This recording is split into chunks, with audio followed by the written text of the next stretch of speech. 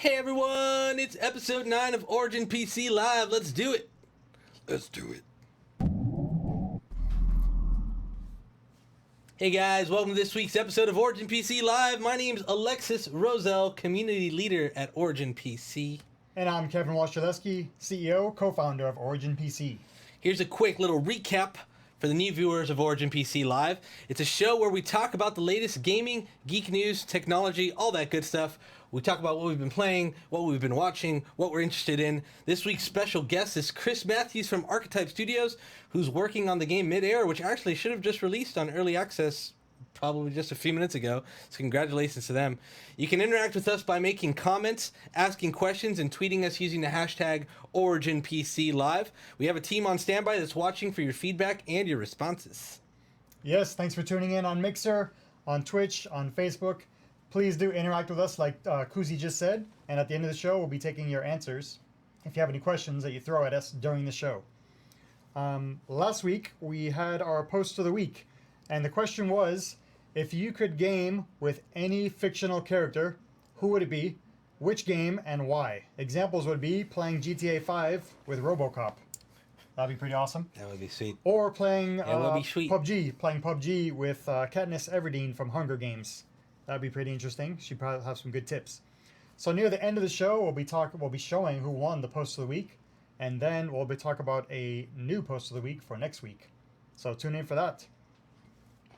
And with that, let's kick off the show.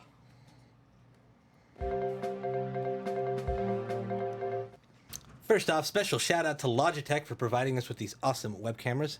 Thank you very much, Logitech. High def. High definition. Opening our news is a bunch of Age of Empires leaks, which is freaking awesome. With the big announcements being that Age of Empires 4 is on its way. Super exciting. Microsoft is working with Relic Entertainment to bring Age of Empires 4 to life. FYI, Relic has developed several successful RTS games, such as Company of Heroes and Dawn of War, so this one should be good.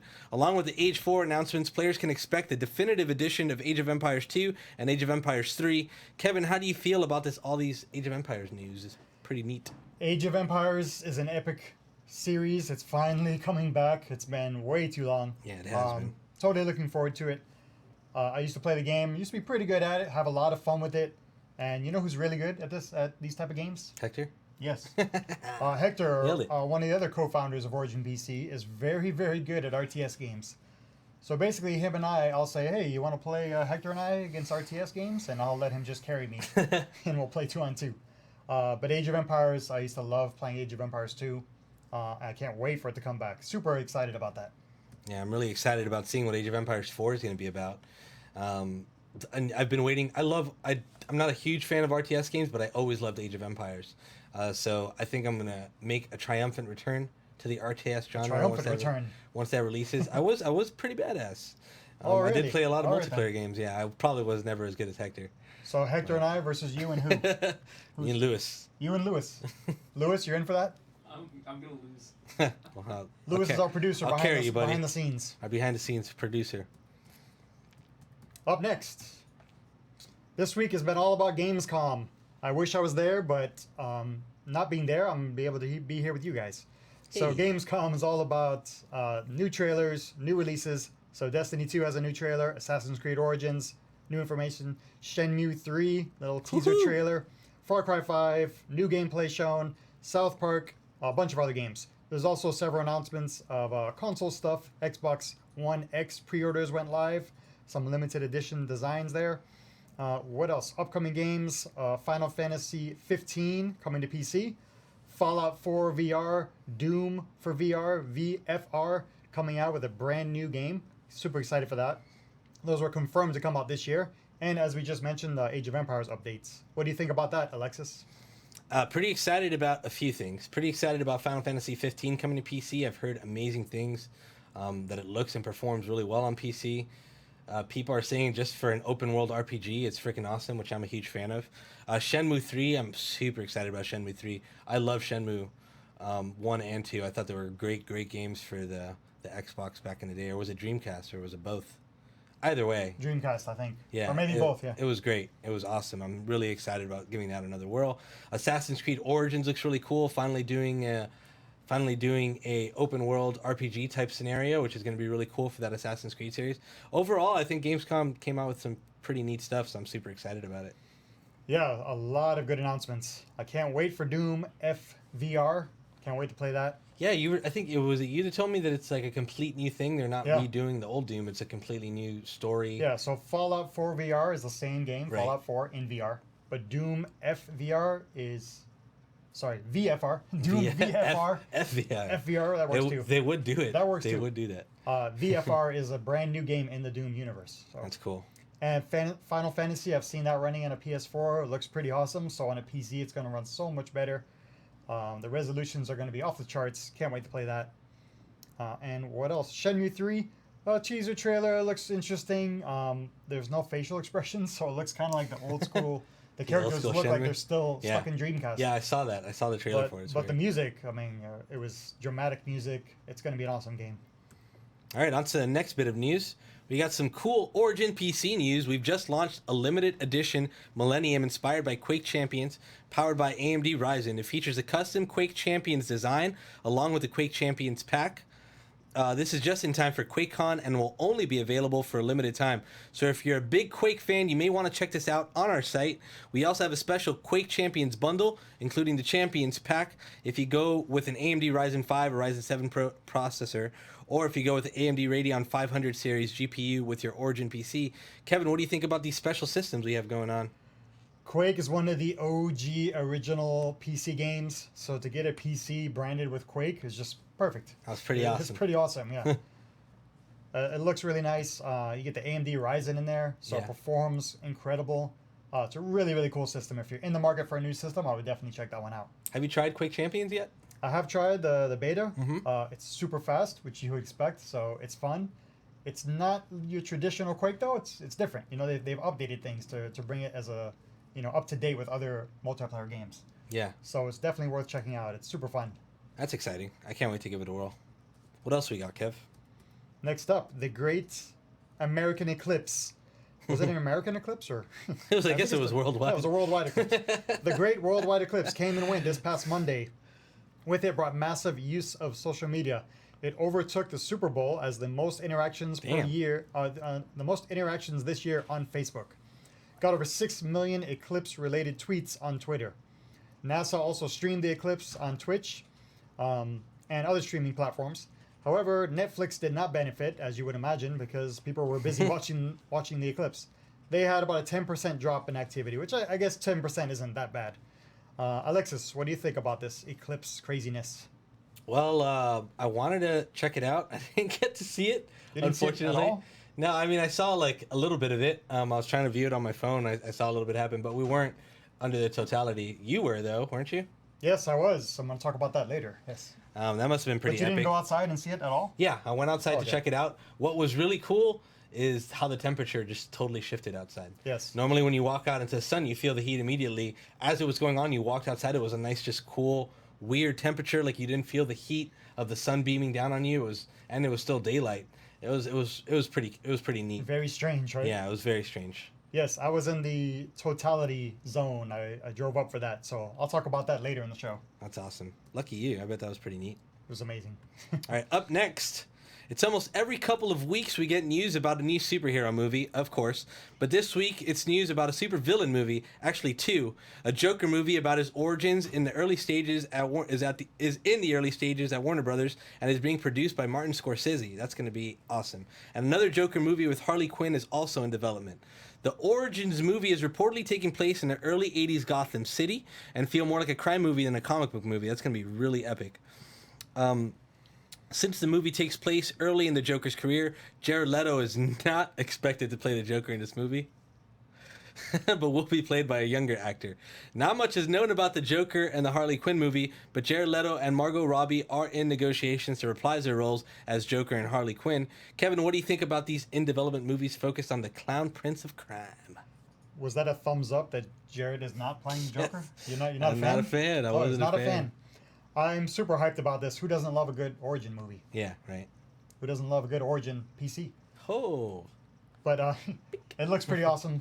It sounds pretty awesome. You got an award-winning director, producer. I'm super pumped to check this out.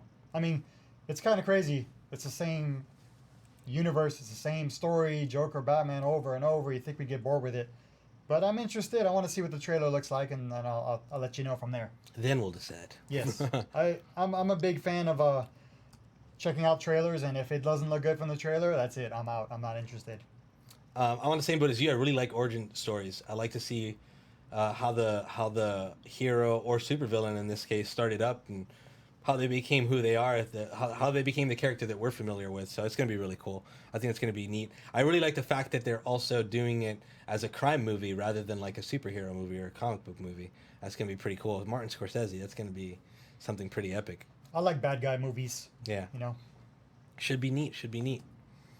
Up next, we got recent releases. Let's talk about what's come out this week, shall we?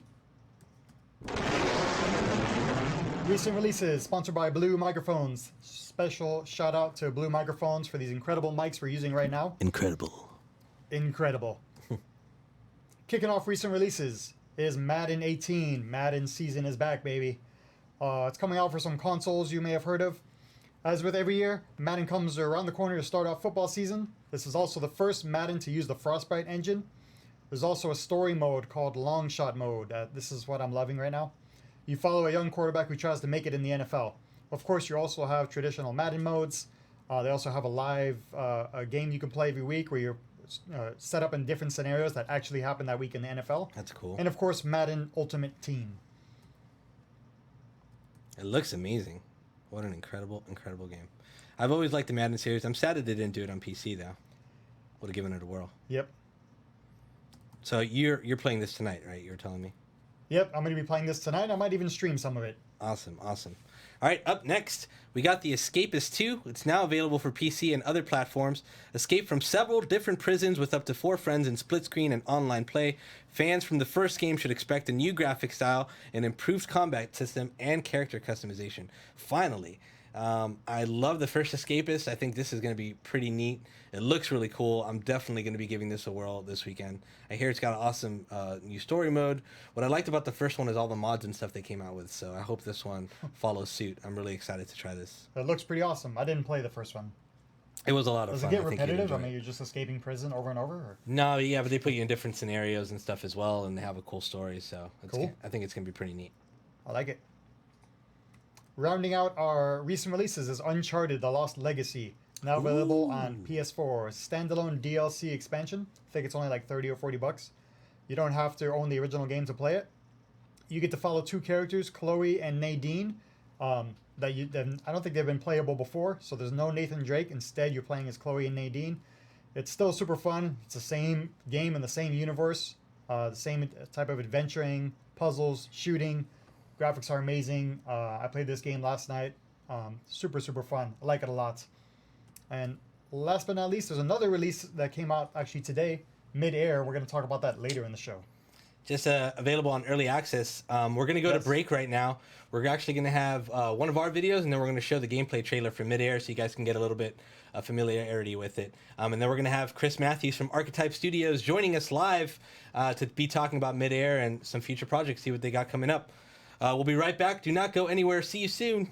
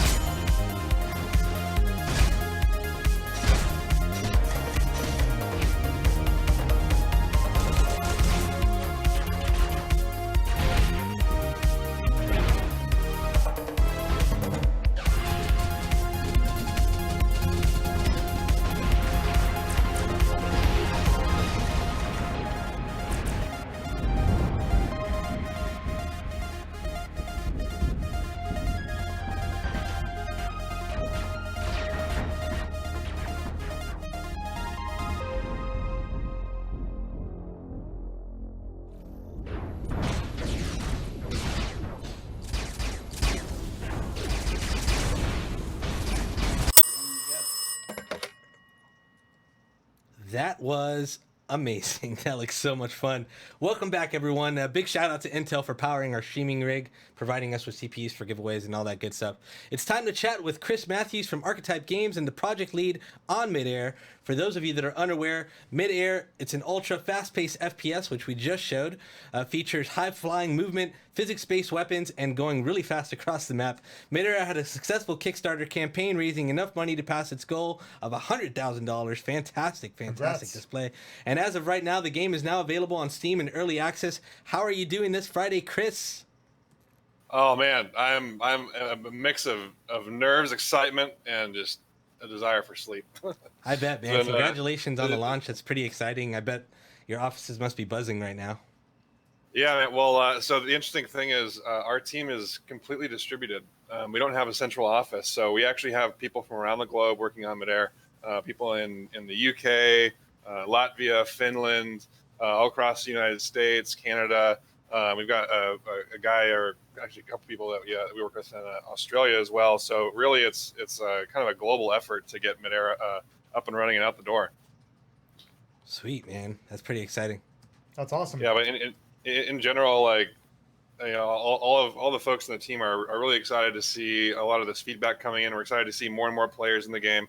You know, our Kickstarter was about a year ago now, and we knew there was kind of a long road. Once we hit that goal, like, you know, we were committed to it. We were doing it. We have, you know, people's money, and we need to respect our customers and make sure we're delivering something that they're proud of and we're proud of.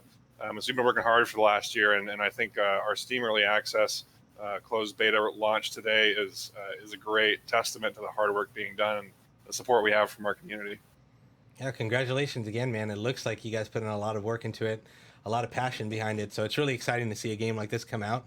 I've talked to you about it numerous times. I was such a big fan of the Tribe series. So to see a game that's like this, following that feel, it's really exciting. I can't wait to give it a whirl. Yeah, man, we're excited to have you give it a whirl. Actually, I think you were saying you're hoping to jump in and play tomorrow. I would love to play with you and get some of the devs on and stuff. And we've got some full servers on. They're going to be going all weekend, so we're super excited. And yeah, I think in general, like we're excited to bring back that style of gameplay back into the sort of modern era. Awesome. So yeah, thanks so much for joining us right during launch. It's crazy time, so thanks. Yeah. So we'll jump into some questions.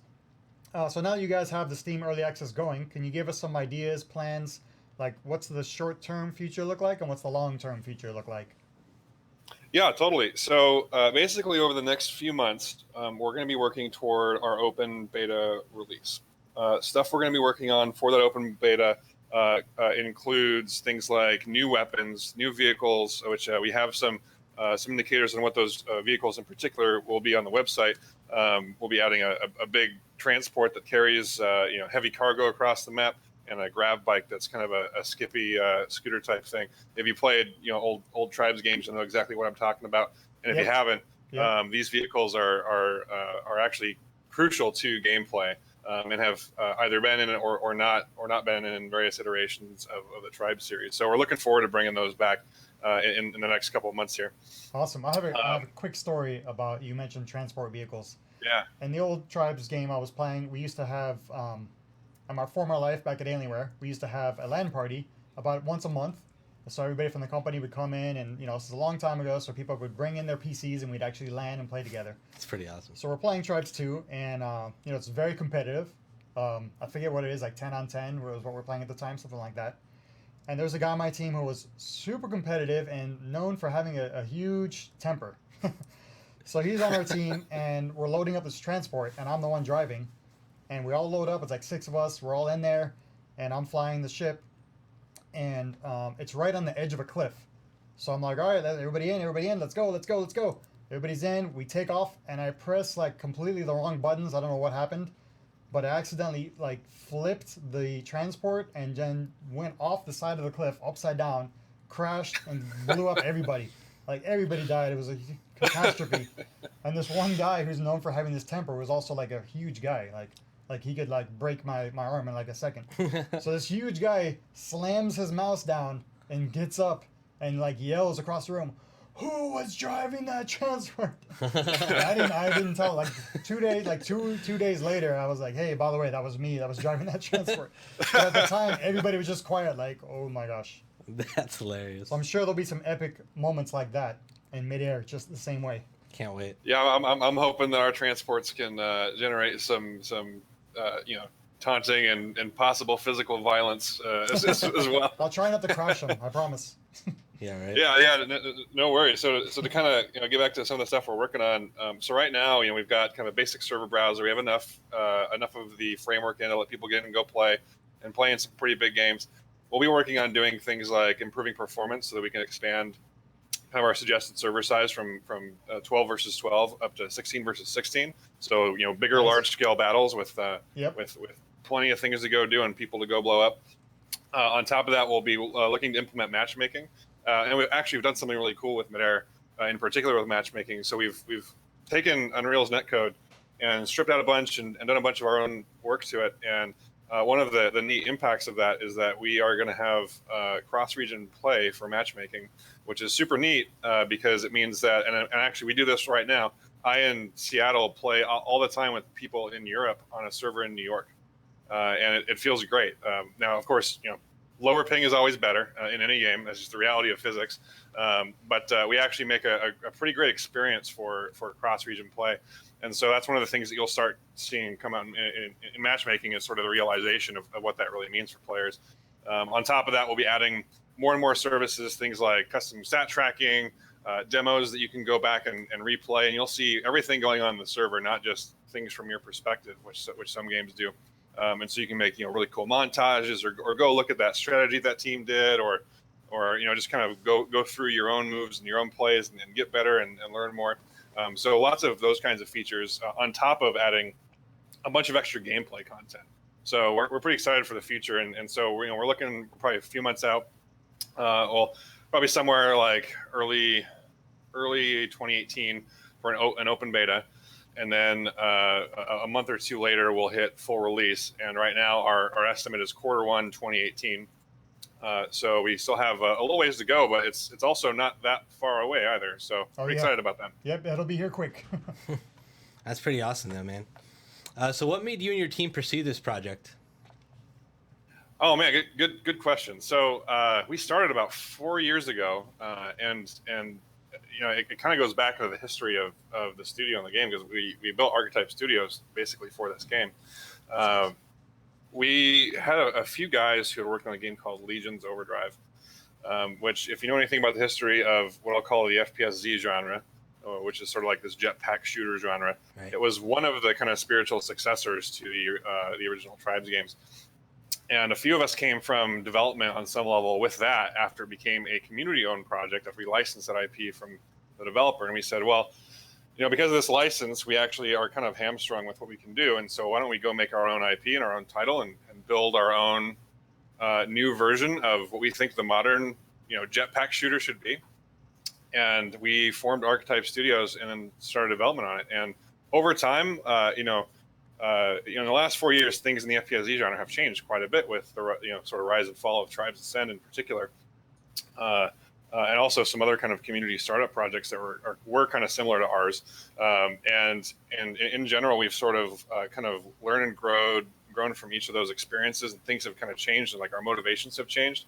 And I think what started off as let's go make a pretty cool game also turned out to be sort of let's go make a fantastic game that really satisfies this void, this kind of missing void in the FPSZ genre, right? Because if you play a game like this, there's no other game like it. Like, other games may say they're like it, but they're not. Like, I love Titanfall to death, right? But it's a very different style of game than totally like Midair or Tribes or Legions or things like that. So that's sort of what we're trying to fill, because again, like, kind of Tribes Ascend came and went during the course of the development of Midair. And so like that one in particular, that brought in a whole bunch of new players who got super interested in this kind of game, and now it's just kind of gone, right? So that's one of the ways that we're trying to appeal to those kind of players, and again, it kind of changed the course of development over the last few years. Cool, awesome, man. Yeah, man, you nailed so many points on the head there. Yes. Like, it's very true that something's just been missing. There's very few games like it, and there's a lot of games that have tried to replicate that awesome sensation of the jetpack FPS as you were speaking of, and I think you guys nailed it. From my little bit of experience when I tried it, just skiing around your map, it was something else. It brought back so many memories. It was great. For sure. Yeah, thank you. And actually, kind of a comment on memory is like a lot of people tend to not know who we are. Like we're an indie studio. We're kind of unknown. Yep. Like if you're kind of deep into the Tribes community, then you'll know a lot of the people who are working on the game. But if you don't, you're on the surface level, you're like, wow, like okay, so that's Tribes. Like what does that mean? What does that mean for me as a kind of a gamer? And I'll talk about what it means for them as a gamer later, but I'll tell you what it means for the people who play Tribes. This is kind of going back to Kevin, your statement on like I remember playing Alienware, and we had this like crazy Tribes 2 transport battle. And Alexis, you've had plenty of nostalgia now after kind of looking at Tribes 2. Like, man, I remember as a kid, like I played Tribes 1 when I was 11 years old, and I got a guy on my team who's working with me right now, who like we used to team up and like way back in the day, and he was like 13 or 14. And his family would play, like his dad, his two brothers, his sister, like we all get on and play. Me and my dad would go play. Like that was the way that my dad and I bonded. And we had like two other pairs of brothers on the team. Like it was a family event, right? It was like a family and friends event. Yep. And we're doing this as young kids, and like there were experiences in that game that like you can't replicate that. Like there's just no way to replicate that in another game. And so like that's really what we're trying to draw from when we're building this game. And so for the people who know what we're talking about, that is what we're trying to bring back. That's why a lot of the things you see in Midair, while we are trying to modernize a lot, it's also like really trying to bring back that nostalgia. It's really trying to bring back what made those games awesome and great. That kind of freedom to choose what you want to do with your loadouts and your weapons, the freedom to make your own classes, the freedom to do whatever you want in the map, like all that kind of stuff. Take it a little bit more off the rails, but also bring a little bit of a modern flair to all that stuff. So for the new player, I think what they'll find is effectively like a game like this is sort of a way to break the mold, right? Like you run around all these games, and like I'm not knocking these games. Like I love playing games like Overwatch and Titanfall. Like I'm owners of both, and they do some really great things for the industry, and like they're really fun games. But when you're looking for something that's a little different, right? A little more challenging, maybe a little bit more open, a little more free. Like as soon as you jetpack over that. You get like you see the end thing, you're like, man, this is not running around crates and stuff like that, right? It's not like poking behind walls. It's like it's totally different, right? And you see these like giant team battles happening, like that. That's when you kind of understand, like, no, there's something special about this. Yeah, Midair scratches a specific itch that no other game can scratch. That's true. Absolutely. So we've talked a lot about this already. They're kind of different, the Tribes. The different games over the years and the different influences, but can you talk a little bit more about like Tribes 1, Tribes 2, the online Tribes? Like what kind of influences did you take away from that? Like things that you added and things that you said, you know what, this game, we didn't like what they did there, so we're definitely not going to do that. Are there any things you can talk about in particular? Yeah, so let's start off with Tribes 1 and Tribes 2, because I definitely talked a lot about that early. And the things that we're drawing from those games, and I'll draw a direct comparison to Tribes Ascend just because it was the most recent and it was probably had the most people playing it of any of the prior Tribes games. Yeah. There's frankly more freedom in the old Tribes games. And the developers themselves even acknowledged this with the release of the Out of the Blue patch, where they started opening things up, like making more custom loadouts, making all the different weapons available, all that kind of stuff.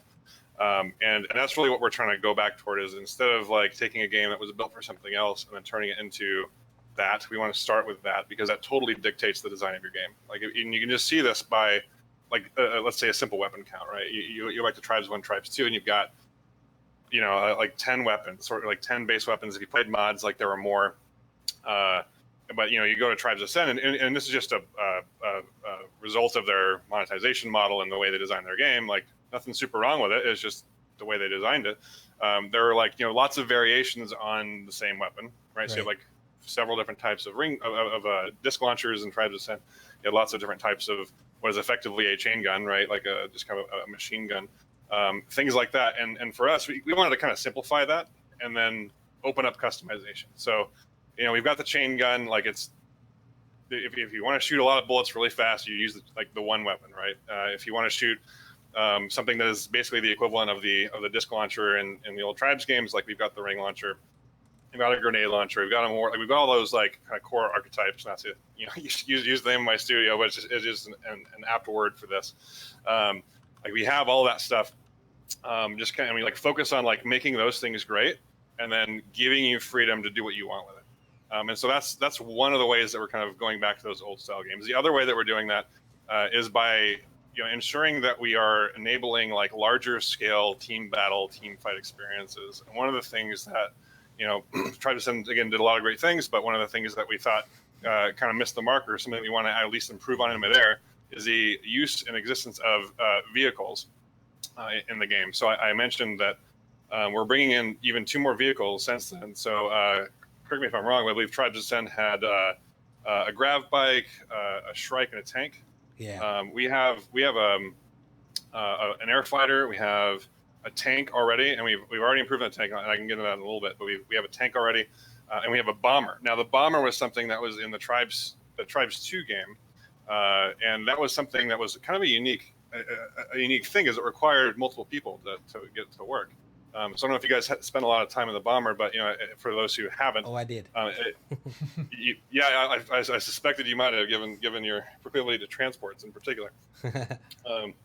But yeah, so for the folks who haven't used the bomber, it's you have a pilot, you have a bombardier whose sole job is to drop the bombs on the enemy at the right time, and then the tail gunner is the person who's sort of like providing covering fire against other air vehicles or ground vehicles, or different players coming up and trying to harass the bomber. So we brought that back, and like really, you need to be the most effective bomber, you need the full crew, and you need to work together. Yep. Now you can be somewhat effective without that stuff, but but it gives you a way to kind of up the game by adding more elements of teamwork, right? And that's like a key thing that we thought was missing in some of the later iterations, was sort of that reliance on and kind of cool elements of teamwork based activities that you can do in the game, like aside from just vehicles. So that's something that we really wanted to focus on.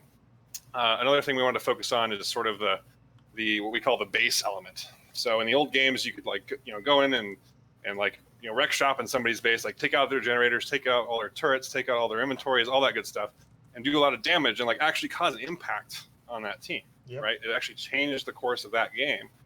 In the later couple iterations, that was a part of the game, but it wasn't something that truly had a big impact. So when you're doing it, you're like, well, okay, yeah, I'm achieving that objective, I guess, but what did it really do? And because people would spawn in the armor anyways, right? Or they'd go get a vehicle and do all those things anyways, right? And so it didn't really have this kind of visceral I cause an impact for the next 30 seconds to a minute on their team until someone kicks me out and repairs all their stuff. And so that kind of offers a sense of permanence, at least, to each map, that we thought was really cool in some of the old style games. Now, if you look at Tribes Ascend and what they did and the things that we're taking from there, we think a lot of the stuff they did with at least the beginnings of matchmaking, we have some great ideas on how we can improve that in Midair.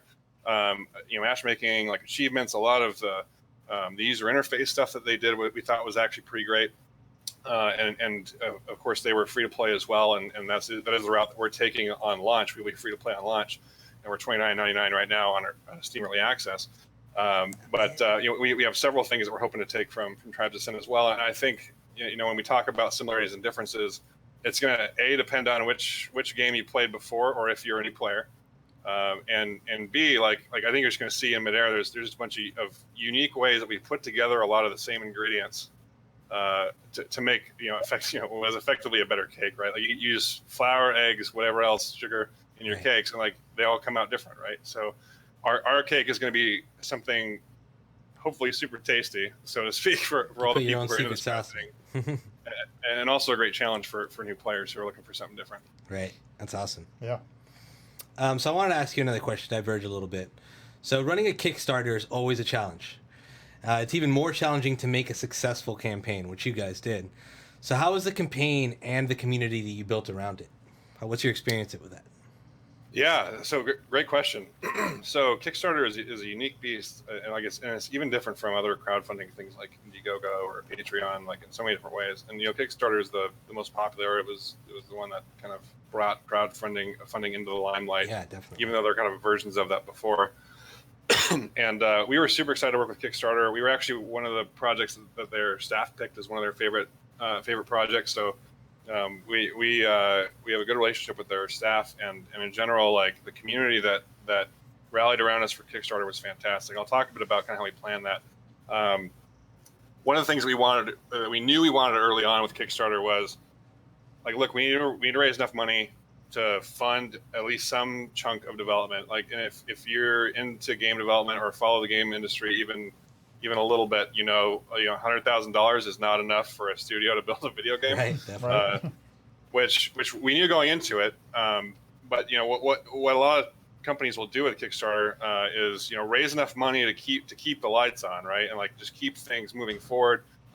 Maybe increase the speed of development, that sort of thing. We were sort of like, okay, look, we're committed to this. Like, we're obviously passionate people about this. We've been working on this for years without any compensation. Like, it's getting better and better and better. We're getting more and more excited about it. The quality is getting better, and like what we need to do is accelerate. We need to accelerate into a launch, and so that's why we did Kickstarter was to basically allow the community who'd kind of been following us a little bit, not a whole lot, but a little bit up until that point, to say, look, we think this is our best shot at getting this game we love back. Right. This is something that we want, and we want this style of game. We want jetpacks. We want vehicles. We want this big, massive team-based gameplay, and that was really what we were trying to do. It was like, look, if you guys really want this stuff, there have been talks about community projects and talks about this and that, and like the hope that the next company who picks up the Tribes IP is going to do something great with it. And it's like, well, look, like we're from the community. We've all grown. Like I used to be 11 when I started, and now I'm not 11. I've gained some skills and abilities that I didn't have before. Like, let's just go do it. Like that was the whole emphasis behind like when we started doing it. It was like, let's just go build this thing in a way that we think is right. And I think the community really rallied around that because I think they were ready for what Midair had to offer them. And when we came out with Kickstarter, we knew, okay, look, we're an unknown team. We need to have a pretty awesome gameplay trailer. On top of that, we need to have a playable demo. And so when we first started our campaign, we did two things. One, we released the trailer that we mentioned. Mm-hmm. And then two, we ran 48 hours of Midair where half of the streams we did were solely dedicated to us getting in and playing the game or streaming other people who were, let's say, private testers we had brought in early who were playing the game. Yep. Or what we actually did was we ran a couple competitive matches and did play-by-play announcing. And we did that on the launch of our Kickstarter campaign. Cool. And I think that really showed people that, like, no, this isn't kind of a passing thing. Like, it's not just, somebody starting up a project and, bailing for a few months and, like, coming back and, oh, hey, guys, I'm still kind of doing this thing. It was the real deal. Like, like we were there to stay and we were there to do it right. And so that was critical, I think, to starting the campaign, was showing people, look, yeah, you don't know us, but we're real. And then from that, we were talking about, like, okay, well, now that we've sold people, how do we get people into, like, basically, like, getting into early access and, like, donating money to the Kickstarter campaign, because, like, someone being interested in somebody actually kind of acting on it are two very different things. Mm-hmm. And so what we decided was, like, look, we have a bunch of passionate people who really want to have an impact, but at the same time, like, the game isn't really ready for everyone to see yet. Like, we're going to show you the best sides of the game, but we don't want everyone to see all the bad sides, like, immediately, right? Because we want to fix those things before we get to something like a closed beta Steam Early Access. And so we basically did this, like, tiered system. This is something we took a bit of flack for, but I honestly, I think it paid off in the end in so many ways. If you want to get into pre-alpha, we charge $175 for it, which is a steep price for getting into an early access video game. Now, it came with a bunch of other goodies, like, t-shirt and, like, poster, or some other things like that, like some in-game stuff that was really cool. But, like, we took some flack. It's like, man, you expect it. Like, I want to play an FPSZ. I want to play a jetpack shooter again, and you're telling me I got to pay $175 for it. And we said, look, like, we need, like, these people who, like, the most passionate people who are willing to take a risk on this, just like, we've taken a risk over the last couple of years. Like, we want to work together. We want to build this thing right. So, like show up, man, show up for this. And we actually had a huge response to that, and lots of people backed, and it was great. And, like, those guys, like, the people who committed early and have given their feedback early, have totally shaped the game. in ways that sometimes we don't even communicate it that well. Like they shape the game all the time. We listen to everyone's feedback and we implement things and like we iterate and we iterate and we iterate. And there's always discussions going on about what the community is saying about the game and like what we think is important for us to do. And we always have to balance that with kind of our own design goals and the long-term vision of the game. But like truly, like that is what we were trying to sell to people during Kickstarter. Is like, look, come be a part of this thing. This is a unique thing. It's a special thing. And like I think a lot of people really jumped on it and had a great time. And I think there are some of the folks who actually backed at that time in Twitch chat right now. If you guys want to say some stuff about it, like what you thought the experience was, like that'd be awesome. But that's my perspective on it and what we did with Midair. And to kind of go back one step higher and talk about the Kickstarter project overall, we ended up surpassing our goal. We made $128,000 in the course of our Kickstarter campaign. So we went 28,000 past our goal. And on top of that, we did a Kickstarter extension through our website where we said any future, or well, not any future, but basically any additional support during this period of time, which is about a month and a half or so, we will put towards a stretch goal. So we hit some stretch goals during Kickstarter and we had more available.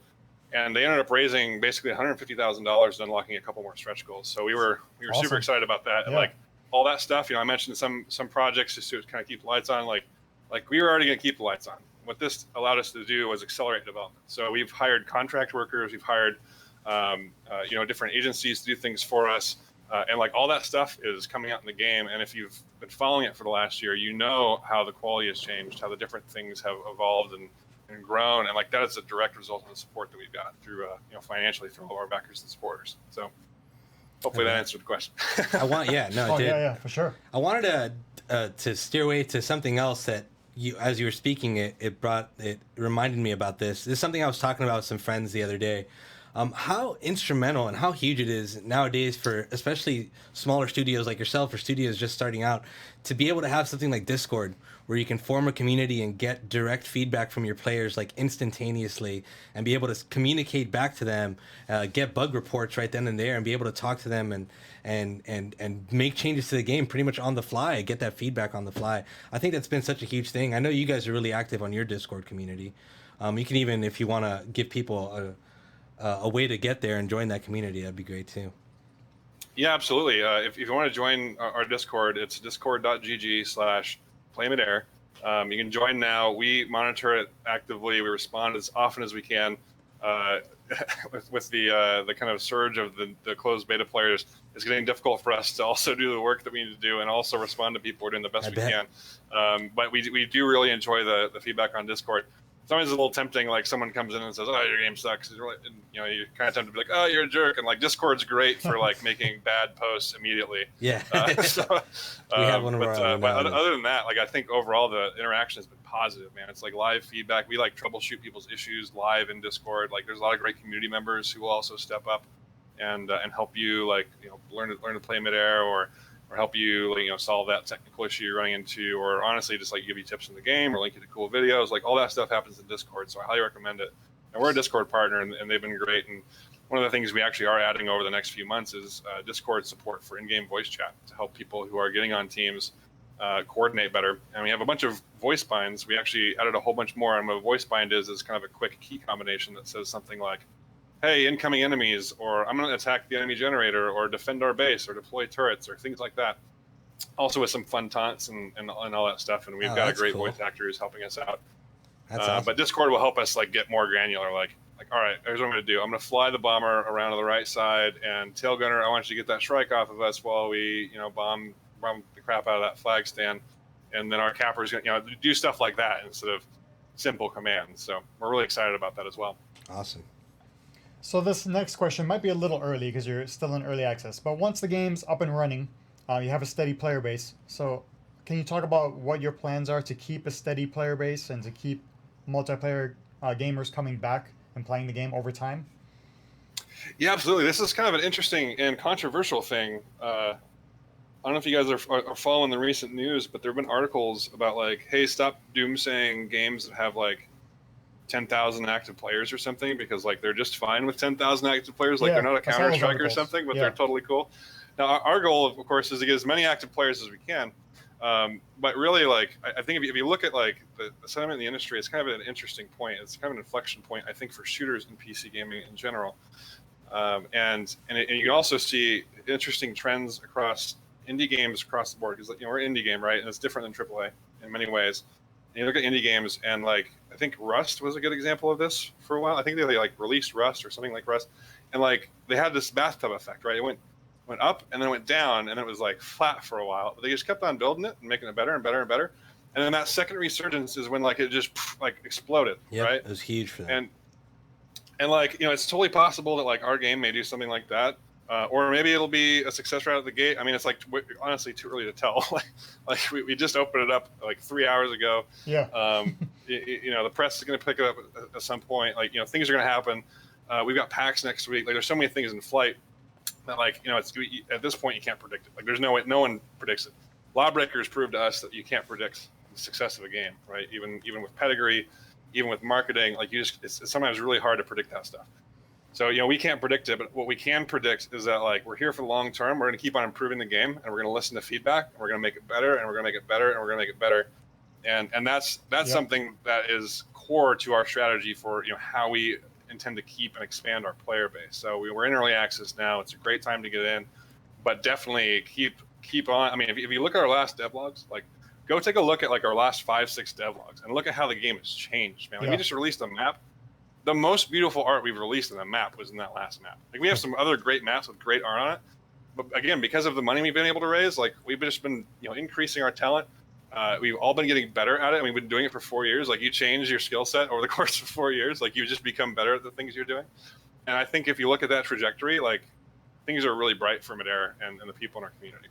Yeah, you have that advantage of being an indie studio with your ear to the ground and really being super involved with the community. I mean, that's huge to be able to take feedback and act upon it.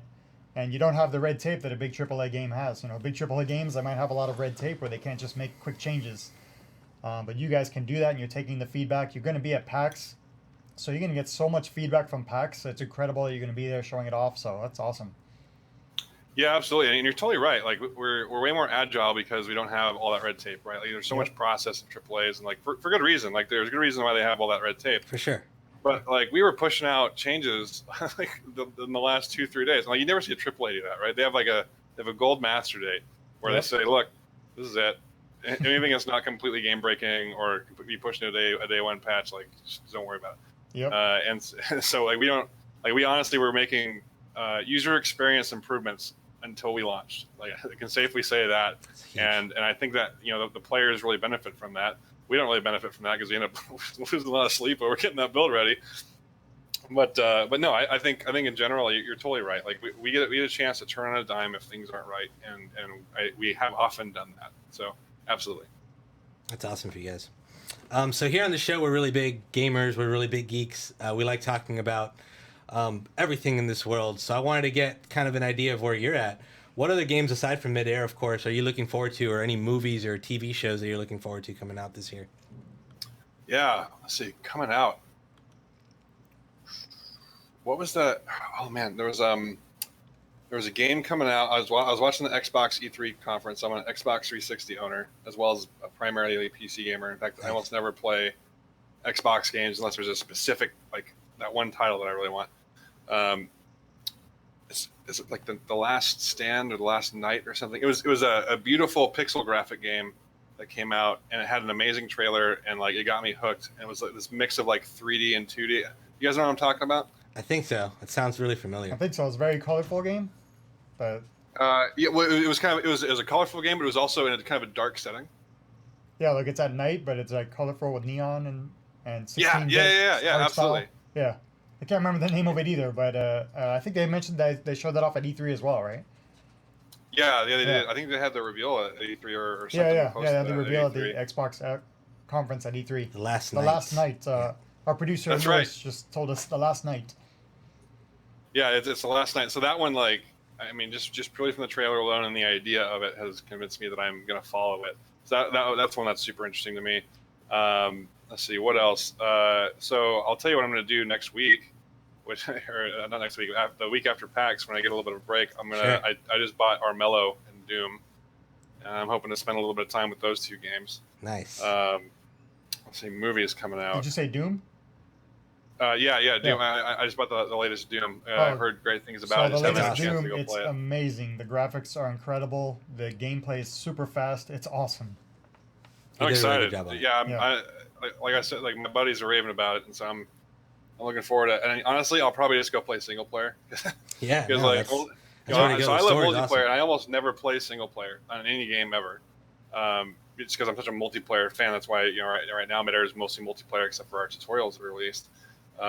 And there's still a moment where you're like, man, I could just use to not have to fight this other guy on the internet. Like I just need to go blow up things that are a little more predictable, a little easier. Let's see. Beyond that, what other games am I interested in? What was the game?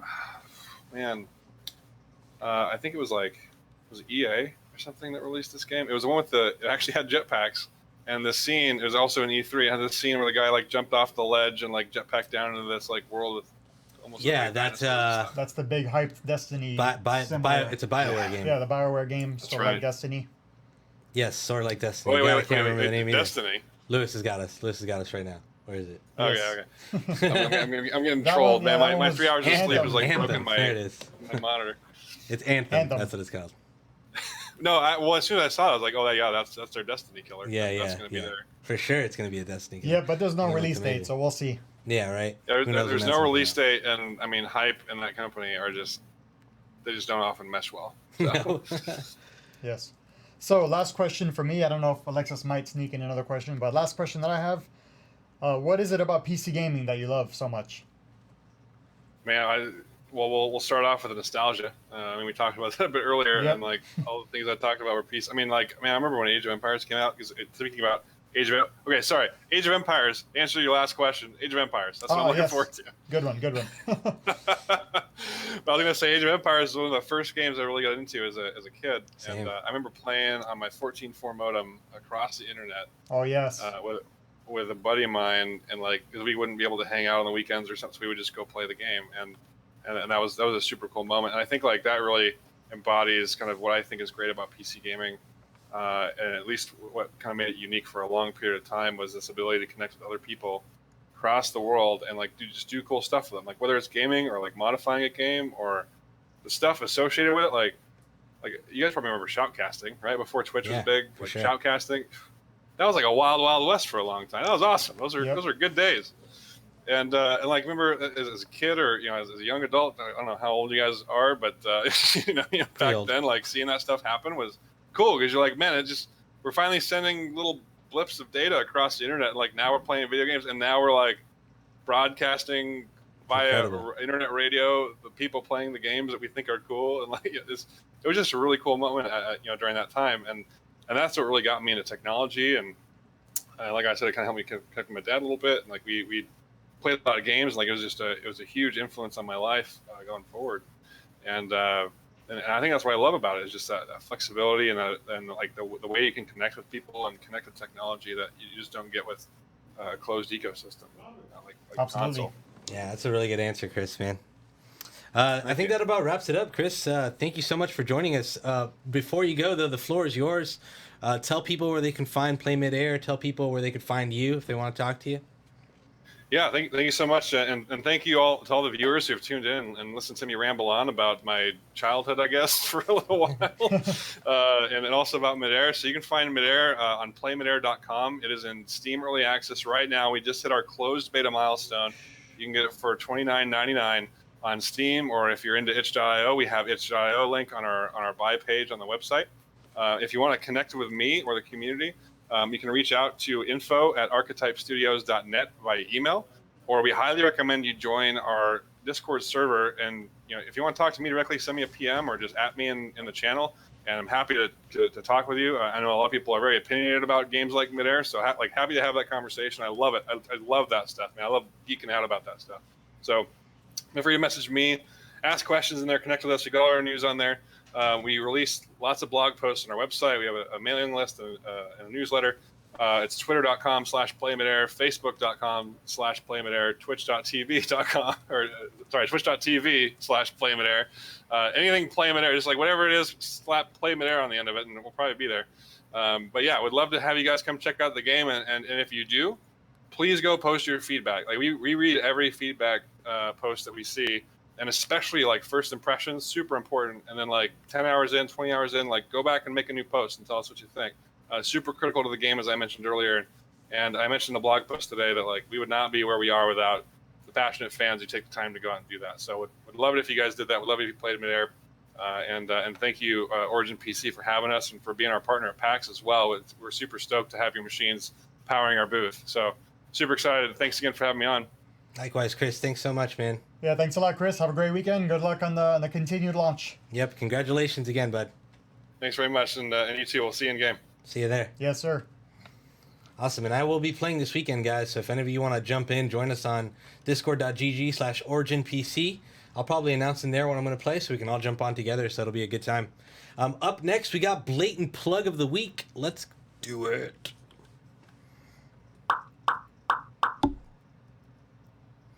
So first off, for our Blatant Plug of the Week, our back to school promo has upgraded again. It seems like every Origin PC Live episode we add something else. Look how long it is. Yeah. That's crazy. It started off like half that size. So right now, when you purchase any desktop or select laptop, you get your choice of Sound Blaster mouse and mouse pad or a free $50 Amazon gift card.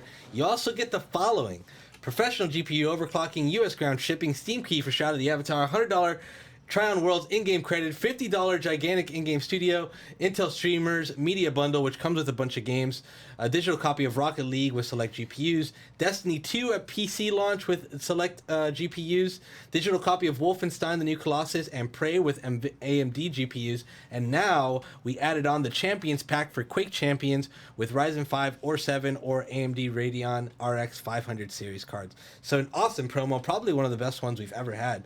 So check that out on OriginPC.com. Up next, we got the Quake SKU, which we just added, the Quake Champions PC. It's Origin PC Millennium Quake Champions Special Edition. You get this awesome paint job etching on the window. It looks beautiful. We partnered up with AMD and Bethesda for this, so check this out on OriginPC.com.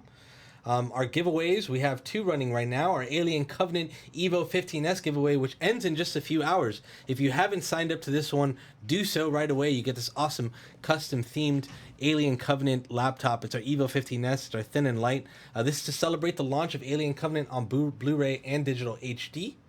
So pretty exciting stuff. There's also the runner-up prizes of the movie itself. That's right. You get the runner-up prizes, which are the movie itself. The grand prize winner gets the laptop and the movie. So pretty neat stuff. We also have another giveaway. We just teamed up with Linus Tech Tips to give away an Origin PC Eon 15S. Oddly enough, both these laptops that we're talking about and giving away, we have on screen. You have the Eon 15S, Kevin. I'm using the Evo. It's pretty exciting stuff.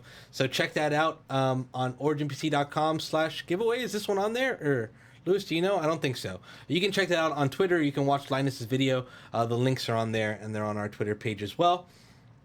We're also doing a giveaway on Facebook with SwiftPoint. We're giving away the SwiftPoint Z mouse. That started today. All you have to do is comment on that thread, tag a friend, and let us know what games you guys are playing together. SwiftPoint is kind enough to randomly select one of your comments and send you each a mouse. The SwiftPoint Z mouse is an awesome, extremely unique mouse. It takes advantage of tilt on the mouse itself. So if you tilt the mouse to the left, it's a different control. Tilt it to the right, it's a different control. It has a whole load of buttons that you can macro. It's really, really cool, really precise, and awesome laser.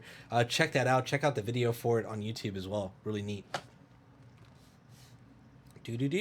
Up next, our next segment, Eat, Sleep, Game, Repeat. This is where we talk about what we've eat, sleep, game, repeating. Here we go. Kevin, you're up. Eat, Sleep, Game, Repeat, sponsored by the Origin PC Gear Shop, where you can get this lovely Eat, Sleep, Game, Repeat t-shirt. There it is. It just says Eat, Sleep, Game. Alexis, what do you eat, sleep, game, repeating this week? I'm glad you asked. I've been lucky enough to be given early access to Absolver, the new game from Devolver Studios. It's an awesome, awesome game. It's a fighting game that takes place in an open world. I tried it last night on my stream, and I played a little bit off stream as well, and I had a really good time with it. It's really cool because it's an open world fighting game. You just kind of traverse this world, and you run into opponents, whether they be NPCs or real players. You can run into just a few. You can run into just one person, or you can run into multiple. So the fights can get pretty hectic. You unlock certain things across the way, like you learn fighting moves from the fights that you have. So if someone hits you with a skill that you don't know and you block it at the precise moment, you gain a little bit of that skill right then and there. That's so cool. So you learn different movements as you're fighting. You unlock different costumes for yourself, so the customization is pretty heavy. It's pretty awesome. Highly recommend checking that out. I believe the full release is next week, but it's pretty cool. Kevin, what about yourself? Awesome. I've also played a little bit of Absolver. It's pretty cool. I'm going to play some Midair. And then every once in a while, I step away from PC and I play a console game. I only do that when there's exclusives, and this week we have a huge console exclusive, Madden 18. So I'm checking out Madden 2018. I love the new story mode, the long shot mode, super fun, and the graphics are just insane. You know, you can't top Madden football game. It's the only American football game out there, really. It's just so much fun to play with your friends. They have new challenges every week, and I'm loving it so far. I'll play this for about a week, and then I'll switch back to PC. That's really exciting. This is making me want to go get a PS4 just to try that game. There's a lot of other stuff I'm waiting for the PS4, so it might be the time to just do it right now. So up next, we got Check This Out. A big thank you to El Gato for providing us with a Stream Deck and capture card for our streaming PC. And check this out. We'll be talking about anything we've been checking out. This includes movies, TV, music, tech, gadgets, apps, software. Kevin, what have you been checking out lately? So I don't have gadgets, I don't have a game, don't have a movie to talk about, I don't have anything to show and tell. This week I wanted to actually talk about that totality, the total eclipse. The reason I wanted to talk about it is not just because it's so cool, but to really, really recommend to everyone. 7 years from now, if you have the opportunity to check it out, you'd have to do it. Yeah, it was that totally, intense? It's totally amazing. It's totally surreal. Like you mentioned, you walked outside and the weather was a little different. Mm-hmm. Just imagine the weather being even more different, the temperature dropping even more, and then all of a sudden it becomes not pitch black, but it becomes very, very dark. So all of a sudden it's very dark, even though it was just, you know, daytime. Right. And you look up and you take your glasses off, you can look up and you see this huge black circle in the sky with the white around it. I mean, it was totally surreal. It felt like I was inside of Destiny 2 or inside of a video game or something. For literally for 2 minutes, I felt like I was not on this planet. It was crazy. Amazing. It was worth the drive. We drove up to South Carolina, then immediately drove back so I can be at work the next day. 14-hour drive on the way back because of traffic, 9-hour drive on the way there. So a lot of people went to check it out. Even with that extra traffic and the long drive, it was totally worth it. I recommend 7 years from now, you have to check this out. I have to. I thought it was so cool just seeing like half of it here. Just the temperature change, and even it got like a weird color outside. It was daytime, but it wasn't that super bright. It got daytime. like sunset. Yeah, time. it was really, really neat. So I've been checking out, and I know it's not new. Everyone has tried this app a million times, but I've been doing Snapchat lately. We just launched our Origin PC Snapchat, which is why I want to talk about it. I've actually never used it on my own. I have it, but I never really checked it out. But I've been checking it out now for Origin PC. So we just started. You can find us at Origin PC on Snapchat. We're going to share some cool stuff about the stream. We're going to share some cool PC shots. So if you guys want to follow us, if you have Snapchat and you want to follow us on Snapchat, do so because it's pretty cool.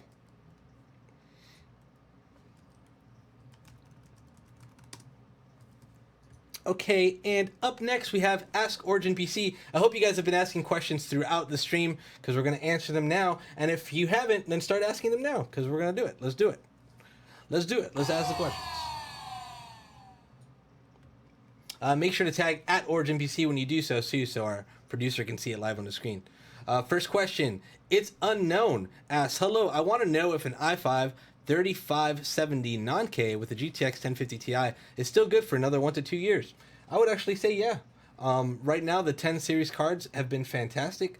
The 1050 Ti is something that we've tested thoroughly here, and it's surprisingly good for such a low-end card, right, Kev? Yeah, I mean, that all depends on what you want to play, what resolution you're going to play. That's a decent gaming setup. You can get some decent frame rates at 1080p. 1 to 2 years from now, if everybody in the world is at 4K and Yeah, you're that's not, true. then you're going to struggle. But if 2 years from now you're happy with staying at 1080p, then that's a solid gaming rig. That's a really, really big part of it is the resolution that you play at. Most people right now are on 1080p, but the way technology is moving, 4K is right around the corner. They're already testing 8K stuff. Like, it's going to be a while. Energy Gaming TV asks, what are your thoughts on the current Gamescom PUBG tournament? So I've seen some setup pictures of them setting up the tournament. I haven't seen the tournament stuff itself. Just the setup pictures alone, I was blown away, man. Those guys put up hella production value to come up with an awesome tournament. Their last tournament, the first tournament they ever did, which was that big charity one, was super cool. So I really haven't seen much about it. Have you seen any content about it yet? Just a little bit. I haven't watched too much of it. I saw the winner on day 1. I forgot who it was. But it was pretty cool. Yeah. Genocide asks, what size hard drives on the laptops? What range in size? So as long as it's an SSD or an M.2 or even the mechanical ones that we offer for the laptops, they range in all sorts of size. So I think SSDs right now, what's the max SSD that we offer? Is it the 4 terabyte? Well, I can help out a little bit in this Sure, answer. sure. So we have a variety of different laptops. We have our Thin and Light all the way up to our SLX that has 2 GPUs in it and can hold more hard drives. So we have a wide range of answers to that. Basically, the best way to check it out is go to our website, and then you could click on the actual laptop you're looking at. You go to the product page, and then you could scroll down to specs at the bottom, and there we say up to how many hard drives you can put in there. We show basically every GPU, every processor, every hard drive, all of the options, so you can kind of see what the limits are of each laptop. I'll take the next one. Max Bunny. So question, does Origin PC have any plans to release your own software on laptops? We don't have any plans right now. We do have a little bit of software on our laptops. We have something that can control the lighting, of course, the light of your keyboard. Other than that, we don't have any specific plans for any specific software on laptops. If there's anything you would like to see us come out with, send us a tweet, send us an email, and say, hey, I think this XYZ software on laptops or desktops would be really cool. Why don't you develop it? But send us your feedback. Foosh Nichols, my man, Foosh Nichols. I've known Foosh Nichols since I was 10 years old, probably 12 years old. That sounds like if somebody's doing friend. something and it's not proper, you'd be like, Foosh Nichols. I think that's how he came up with the name. Yeah. He actually has it tattooed on himself, believe it or not. I'm going to use Foosh Nichols on you. So he asked, who do you have in tomorrow's fight? You know who I have in tomorrow's fight. That is... What do you have? Let's go over it again. Mayweather, 100%. I would love more than anything for McGregor to win. I think it's awesome. It could happen. It's a fight. He could throw that lucky punch. But if you want to go with pure boxing technique, Mayweather's the best boxer of all time right now. He's the best defensive fighter. Yeah. It's gonna be. It's like. I think someone said it best. I'm trying to think of where it came from. It's not like. I just don't know. Okay, McGregor has boxing technique. He has boxing skill, but Mayweather's been boxing since he was a child, and he's been doing it his entire life, and he's proven himself in the ring. He's been boxing since he was 2. Yeah, it's crazy. What about you, Kev? So let's give our full predictions here, though. So Okay. your prediction is Mayweather. By How many decision. rounds? All By the way to the decision? end. Yeah. Oh, this is going to make for a somewhat boring segment because I have the same exact prediction. Yeah, Mayweather for sure is winning, guaranteed. I think it'll be a decision. However, I wouldn't be surprised if McGregor runs out of gas because he's just not. He doesn't go that many rounds. Yeah. UFC does not go that many rounds. 5 rounds max, So- but it is 5 rounds of grappling, kicking, and it's longer. They're longer rounds as well in the UFC. Yeah, and Mayweather's not super aggressive, so it's not like he's going to be dodging completely the whole time. But so that's why I have the same exact prediction. Mayweather for sure, and a decision. That's the thing too. I think Mayweather's going to play it smart. He knows about McGregor's knockout power. He knows that McGregor's a beast and can throw that one punch that'll go lights out. I can't wait to watch it. Why are you going to risk and tarnish your awesome record to try to get a knockout on this guy when you can just play defensive the entire time and probably get away with a win? Even though I know going into it I'm going to be disappointed because there's not going to be as much action as you would like. No, It's going to be a lot of technical defensive fighting. But even still, I'm still super hyped to watch it and see what happens. I'm hyped too. I can't wait for it. So Soulless512 from Mixer asked, would a 1070 or 1080 be good for 4K gaming, or should I go up to the 1080 Ti?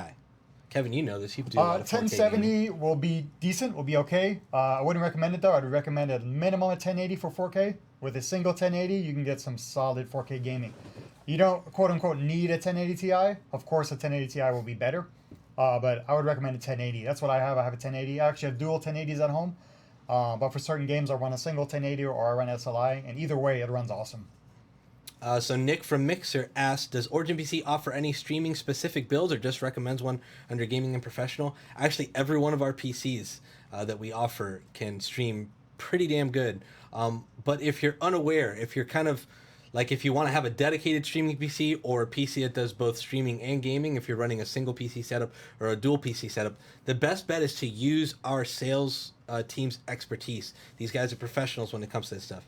You can give them a call, you can email them, you can let them know, hey, this is my budget and this is what I plan on doing with the system. I'm going to game on it, I'm going to stream on it, or I want 2 PCs, I want one that's going to be a beast for gaming, I want one that's going to be a beast for streaming. What do you recommend? And they'll, based on your budget, they'll spec something out for just for you, and they do a really good job at it. So I highly recommend taking advantage of that. Harmless Demon asks, I'm using an i5 3570K. What should I upgrade to? Good question. Anything right now. There's so many good CPUs out there. I would recommend, if you want to stick to the Intel, then go with the 7700K. Fantastic, fantastic CPU. Around that same grade. Probably going to last you a really, really long time as well. But if you're on a budget and you want to get your dollar to go a little farther, maybe go with the AMD Ryzen. The new AMD Ryzen 7 is amazing. And then if you want a lot more multitasking, if you want to stream, if you want to do some content creation, then you're going to want more cores. So instead of the 7700K, you're going to want to go with the Intel X299. So it all depends on what you're using. You know, it's hard to answer that question without knowing what you want to use the PC for. Right. One last question. Since we touched upon competitions and Madden was mentioned earlier, do you guys ever have any company-sponsored gaming tournaments in lieu of a giveaway? Nothing planned right now, but possibly. Possibly in the future. Possibly, that would be fun. Quite possibly in the future. I thought that's awesome. Maybe we'll consider that. I thought that question was going in a different direction for a second there. I thought it was going to be, you know, do you have tournaments within the office? Which we should start doing it more. Could do that as well. I you know, you speak about those LAN parties, and LAN parties are like such a dead thing now because everyone has high-speed internet. What's the point of bringing your PC, lugging your PC somewhere? But there's something special about doing those LAN parties. I think that would be awesome for us. You know, I have another old Alienware story. Back in my other life, back at Alienware, Madden was on PC, and the new Madden had come out, and we had this new executive who was on the team. So, you know, we didn't really know him that well. We didn't know how good he was at games. But this guy would talk unlimited amount of trash on Madden. He literally would walk to everyone's office and say, who wants to play me in Madden? Let's bet a lot of money on the line. Let's play one-on-one. Like, he would say that to everyone. Hey, let's play for money. Let's play for a lot of money. And I was like, I'm not so sure about that. So one day, I think we did have a LAN party. And then he showed up at the LAN party and he just wanted to play Madden. That's all he wanted to play was one-on-one Madden. And of course, we're playing a big LAN party. So then finally, I'm like, all right, let's play some one-on-one Madden. I'm not going to bet you money, but let's just play, you know, to play for bragging rights. So lo and behold, we play one-on-one. And the game's, you know, it's like the first quarter, second quarter. It's still early. It's close. We're going back and forth. I'm playing with the Saints. We're a garbage team, but that's my team. And he's playing with somebody else who's better. I forgot who. And it's a 4th and 1. It's a 4th and 1 around midfield. And, you know, I'm going to go for it. It's a 4th and 1. I'll do a little QB sneak here, see what this guy's got. I do a QB sneak, 4th and 1, and I go 50 yards for a touchdown. And that's when I realized, wow, this guy sucks at Madden. I ended up blowing him out like 52-14. Just kept doing the same play. And I was thinking, man, I should have bet this guy a lot of money. He'll never bet me now. That's funny. But that's my old Madden story for playing in, you know, inner office trash talking. That'd be a lot of fun to do. One more question that came in. It's a good one. I did want to answer. Would you recommend the i7 7700K or the Ryzen 1700X if I'm going to have one PC for gaming and streaming? Actually, both of those are perfect for that same scenario. I use at home a 6700K, which is the 7700K, just back one generation, and I game and stream off the same PC and it works flawlessly. We've tested the Ryzen 1700X here for gaming and streaming and it works flawlessly. Highly recommend either one of those. Depends on what you want to do. Which one has more cores? The Ryzen, 1700X, right? Yes. Yeah, so I would go with the Ryzen. I mean, and Alexis it is right. A good price. Both processors are great, but if you want us to choose one, I would go with the Ryzen because you're streaming and gaming and it has more cores. Yeah, definitely. All right. up next, what do we got? Yes, my favorite. Post of the week. Let's see who the winner is. Now for Post of the Week. Earlier this week, we asked if you could game with any fictional character, who would it be, which game, and why? We got several creative responses, but we could only pick one as Post of the Week, and that would be Caesar Zapata on Facebook. Congratulations. And he wrote, #OriginPC Live. I would play with Rick Sanchez from Rick and Morty and would play him in World of Warcraft. I just want to see what kind of universe-breaking stuff would be on his engineering and crafting menu and its effects on the WoWverse. Thank you, Caesar. We're going to contact you to send you a prize. Love that was that awesome. answer. Yeah, that was really cool. It was a unique answer, and he really went deep into it, which I liked. So last week, the prize winner won a Fortnite key. This week, we'll see what we're going to give away to you, Caesar. We're going to randomly select that for you, but we'll be contacting you on Facebook. It's even better if you contact us. Kevin, what's next week's topic? Next week's topic for Origin PC Live Post of the Week is describe PC gaming in 5 words or less. Examples include uncapped 4K frame rates, or RGB lighting for days, or my favorite, Steam sales kill my wallet. So, of course, make sure you use the hashtag OriginPCLive with your response. Post it anywhere on social media. And then next week, we'll be picking... Actually, not next week. In 2 weeks, when we're back, That's right. We'll be picking the winner You have 2 weeks of the to come up with Post something of creative. the Week. Describe PC gaming in 5 words or less. I really like this one. This leaves a lot of open opportunity to be super creative. So that wraps up the show, ladies and gentlemen. Oh, I'm so sad. It's We'll be Friday, back in though. 2 weeks. Yeah, Yes. 2 weeks, guys. So next week, Kevin and I will be at PAX West. We hope to see some of you there. If any of you are going to be at PAX West, we're going to be at a bunch of booths, including the PlayMidair booth, Archetype Studios, which we were just talking to Chris earlier. So join us there. We're going to be at Intel. We're going to be at, numerous booths. We're going to announce all of those on social media, so check that out. But yeah, 2 weeks. So we're not gonna be live next week. You can catch me on next Saturday, at 3 p.m. on twitch.tv/teamEVGA. EVGA is going to be doing their live stream, and I'll be on their talk show. But other than that, we'll see you guys then. I hope you guys had a great time on the show. This was an awesome show. We really enjoyed it. Make sure to follow us across all our social media. That's at OriginPC on everything, and we will see you guys then.